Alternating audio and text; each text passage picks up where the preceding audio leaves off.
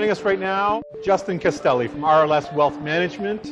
Justin, thank you so much for joining us. It's great to have you here. Oh, thanks for having me. I'm excited. Justin, you're from Indianapolis or near Indianapolis? Right, yeah, the town's Fishers, Indiana, so just outside of Indianapolis, about 25 minutes. For me and my business, it's great. It's a up-and-coming town, a lot of young families, so right where I need to be. Nice. Justin, you're here. You were here early, you spoke earlier. I had the stage to myself. Your presentation was on social media. Correct. Advisors getting on board with social media. Right. Whatever shape or form that takes. Right. So that you're talking about LinkedIn, blogs, video, yeah. And one of the things I learned was that down in the States, we have a lot more freedom with what we can do, especially as a registered investment advisor, an RIA. Compliance restrictions are a little less than if you worked at a big firm, so we have more flexibility. Didn't realize before coming up here and having this opportunity that Canadian advisors have a lot more restrictions, and really LinkedIn is one of the main places they can play, but it's not as easy for them to have a blog or do videos and podcasts like I do. But I really wanted to encourage people to consider that, and if LinkedIn's where you have to go, you have the ability to write there. You can create basically the similar of a blog post, but on their publishing system. So it's a good place to work. We know firsthand there's a dearth of blogs available in Canada, and I think it's what we should talk about. Right. All right. So it's a great topic, because one of the reasons that advisors here don't write blogs or do video or podcasts or is because of compliance. Right. The compliance landscape is pretty constricting. It's restrictive. I think a lot of advisors are afraid, I'm going to go to all this effort, do this video or do this podcast, and I'm going to get turned down by compliance. And I think that would be true if your blog was going to be about investing, right, or it was going to be about performance. It was going to be about, instead of doing that, why not interview people? Right. Find some, subject matter experts, luminaries, or authors, or other people in the business, or people from the fund companies, right, or or from the ETFs to talk on a subject like smart beta. It doesn't have to be. You don't have to talk about results. You don't have to talk about what you're going to do for your clients. I think the mistake that advisors are making firsthand is that they're missing out on the opportunity to be people first. And I'll let you. Right. That's something that you discovered. Are you mostly local, or? Actually, I've got clients across the country. So it started local. Obviously, it's what always and works. Across the country is because the content. They found you. Correct. And how did they find you? So Google searches, but I've done a good job of being able to take my content and distribute it, and whether it's other advisors or friends or family members that reshare it. Yeah. Once you get a little bit of sharing, just that network effect takes over. You get that social proof. Right. Yeah. And so, the wave of success with content, it didn't immediately start with I started a blog, I got clients. It was more of a ramp up. Exactly. Yeah. Well, I have three things I tell everybody: be authentic, be genuine, and be in it for the long game, because it takes time. But you start to see the ramp early on. It initially was referrals, which we as advisors believe is the best way to get new clients. They would go out and search my name, and they would find my content. And I had multiple referrals say, I really liked this blog post you wrote, or this podcast that you did. I thought that was great. Yeah. So the content initially was just a confirmation of a referral. And then it took a little bit longer, and now I'm starting to get people who have read my blog for a year or have followed me for a while. They've gotten to know me as a person, as you suggested, but they've also seen my expertise in the areas that I know. So I think the best approach is to have a little bit of both. You've got to put out that you are an expert, show what you know, not toe the line, but don't cross the line of getting into performance and things of that sort. But you can still explain concepts. Smart beta. You can stay away from product. You can stay away. You can interview subject matter experts from all over the sphere. And I think that if you're starting out in the game, that's a good way to go, because then you don't have to be the full expert. You're bringing the experts to your followers, to your listeners, to your clients, and you're being a resource for them. And while you might think, well, I want to prove that I'm the expert, they're going to call me, I also think if you're a resource to people and you're bringing them information to educate them, that makes you a valuable asset to them. and they want to work with you because you're sourcing all this information to them. And there's so many, and you can do that not even from interviews. There's the association effect as well. You can even go so far as going out and finding some of the best blog posts that you liked over a given time, and putting those into one blog post. Here's the best blog post from this last week. I thought you might enjoy that. It's got nothing to do. Has nothing to do with me. Yeah. I'm bringing you resources to further educate you, along with what I might have to say from time to time. And for me, that's been tremendously successful. Let's say you found a great article in the Atlantic or in Wall Street Journal or something, New York Times. You know, like before you can just simply share that article, even though it's from a complete, credible third party, you have to get approval to send that article, like mass send that article to your clients, right? Yep. So right there, like, you know, you can't on a whim send a New York Times article to your clients without having to wait for 4 to 8 hours for compliance to come back and say, yeah, go ahead. And I understand the compliance requirements and why bigger organizations, and I think that is one of the differences from being up here versus, you know, my firm, it's me. I am my compliance officer. So here, if you're with a wirehouse, they've got to worry about 1,000 advisors. What are they putting out there? So I understand that, but I also think that there's a little bit of old business out there that bigger businesses want to make sure that they're in the spotlight or that something may not go against them. But I think that people, when they're consuming content and they're striving to learn and they want to get educated, they just want the facts. Yeah. And whether it comes from you or me, that doesn't matter who said it. It's the fact that I delivered it to them and I helped them find that. That's right. I become the credible resource. They don't care. It's. I think people going forward are more interested in the person and the personal brand, at least down in the States. Yeah. In the States, I feel like the big brand names are not as valuable as they once were. And that's why you're seeing a lot of bigger teams leave these wirehouses to go start independent firms, because that brand name doesn't mean anything anymore. People want to work with individuals, the people that they like, and they can go out and share their story, let them know who they are, attract people who are attracted to that, and they don't need that big brand name anymore. Yeah, the key is, the key is to be known, liked, and trusted in the end, right? Really important concept. But if an advisor starts their own blog or their own vlog or podcast or a combination of all of the above, it doesn't have to be branded as their name at that firm. It will just be their own personal thing, right? They can put it on their LinkedIn profile. Right.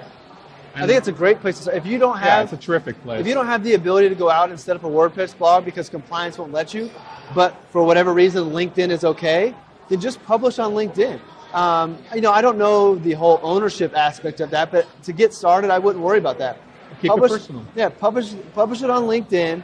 Get your name out there, and as you write more, your thought process becomes better. You become better as an advisor because you're researching. Right. So not only you're educating and building a brand and developing clients and communicating with your clients, you're also making yourself a better advisor because of the ability to explain things better or learning new things. You're writing for the sake of clarifying your thoughts too. There's so much good that comes from it. And then also, we find this with companies, but also with individuals, especially if you run a business or you have a practice like an advisor. There's always this imperative that somehow if you write something and you put it out there, there has to be a call to action, or you're making a sale, or you're selling. Right. So stay away from selling. That would be my approach. So I started my first blog. I have multiple blogs, but the first one I started, it is not on my company website. There is a link that takes you to my company website, but I have no calls to action. Yeah. Marketing 101 says that's wrong, but when I think of the way what appeals to me, I want to read content to learn. I don't need to read content to find my financial advisor, but if I'm reading from the same person consistently and I like what they have to say, I like their approach, I like their personality, I know how to find you. I don't think a call to action for click here to work with me, I don't think it's necessary. Now, maybe nor is it going to work. Right. I don't think it will. Now, maybe if you create, certainly not at the where you hope for it to. Right. I think if you create a white book to help further educate, you could have a call to action there. Say, hey, if you like more on this topic, I wrote a white book on it, and you could do a call to action there that could feed to a sales funnel that might trickle in. And those things do work. But if you're just writing a blog post about smart beta for whatever that topic comes up, write about smart beta, explain it, and let that be it. And the more that you can show that you know these things, there's people nothing are in gonna, it for you. Right. Yeah. And that goes back to being genuine. Yeah. The reason I started blogging was to educate. Yes, at the end of the day, I hoped it would help me grow my business, but I didn't have a call to action because I just wanted to put the information out there. I felt if I did a good enough job, people would find me, and that's what happened. Yeah, so stay away. For this point, is stay away from promoting yourself. I think stay so. away from the call to action. Stay away from somehow leading them to you. Right. To work with you, or anything like that. Stay away from that. If you're gonna educate. Leave it at. That's where the line is drawn. And I think find a way as tell a story. Just tell the story and leave it there. And as you're educating and telling your story, when you can, be sure to sprinkle in some of your personality. I have a lot of my personality in my family, in my writing. You don't have to do as much as I do, but let people know who you are, what makes you tick, so they can begin to develop a relationship before they even have a chance to talk to you. Yeah. And that may deflect some people as well, but that's okay.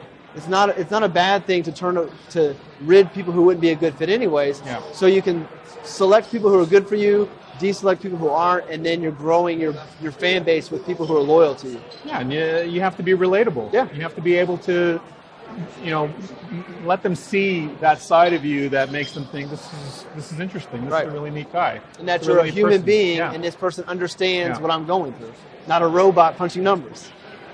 So, Justin, what's the easiest place? I think we already covered it, but is it starting on LinkedIn? Is it something like that? I think for the Canadian advisors, I think going LinkedIn is the place to go because of the compliance issues around other things. If you're down in the States, WordPress blog is very easy to set up. Yeah. But since we're up here in Canada, I think you start at LinkedIn. And you start. It's easy to set up. Yeah, too. it's already set up. You just write up the blog. You go into publish. Yeah. You can write it as it's a blog post. It circulates through. And then another piece of information or advice I would give on the LinkedIn side is don't just publish. Also comment. Yeah. Start dialogues with people and be genuine with your comments. Yeah. Don't just comment to be there, but if you read somebody else's, or to get a link back. Right, exactly. If you read somebody else's post and it speaks to you, comment to that and begin to have conversations. And that's what I've done on Twitter. That's been very beneficial for me. Yeah. But you can do that on LinkedIn. And honestly, LinkedIn is a better place. That's professionals, people that you might want to work with. Twitter, who knows who you're talking to. So I would say one takeaway would start your writing and start it on Twitter or start on LinkedIn. And I would also encourage, if you're not reading other blogs, start to read and just get an idea of what you might want your style to be like. Exactly. How do you want to write? And find those that you like and don't copy, but use that as inspiration to find your voice and who you're going to be. And chances are what you start out with day one will look a lot different 30 days in, 60 days out, and you'll get better and get more comfortable. But get started on LinkedIn, find some people who are doing it. Take a look at yours. Yeah. As a starting point. There's so many good ones. I mean, there's so many great blogs in that area, in that in the advisor space. And even though there are a lot of great blogs, another thing people might think is there's enough blogs out there. Why do we need one more, or why do we need one more podcast? Everyone's unique. Everything. I don't think there could ever be too many because the way I explain something may not resonate with you, but the way Mike Philbrick explains something might. So if you only listen to my podcast, you may not get anything. You have his podcast, you get something out of it. There's enough ears, enough people to work with across the countries that if you want to have a podcast, you're not too late. There's not too many. I would go ahead and do it, or blog, or whatever it might be. It's funny because you never know. You never know what's going to get the most readership. Right. You just got to keep doing it. It's usually the post you're least excited about. The post that you put out that you think is your best post, crickets. And the one you think is just okay is the one that people will actually act on. It always works out that way. So sometimes there's no rhyme or reason. Right. Or you don't know, you can't identify it. Right. But I think if people are waiting to be recognized, right, they're making a huge mistake. Right. And the best thing I ever heard was at a conference, and it was Seth Godin. Mm-hmm. Choose yourself. Always choose yourself. Yeah. Don't wait. You don't have to. Right. The internet, the social media now, internet, blogs. You don't have to wait. If you want to make a movie, make your own movie. You want You want to put yourself out there. Don't wait for someone to recognize and call you up. It's your turn. Right. And you don't have to. Do it. And I am an example of that. If you look at my background, go to LinkedIn, look at my background. I should not be going to conferences talking about branding. I should not have had the success that I've had writing and doing the podcasting, but I just did it. And I enjoyed it, and I was authentic and genuine with it, and I did it for the right reasons, and it kind of snowballed and worked for me. So I didn't come from a big firm. I didn't have a big business. I didn't have a name. I still don't have a name, but I wasn't a big name that kind of ran things.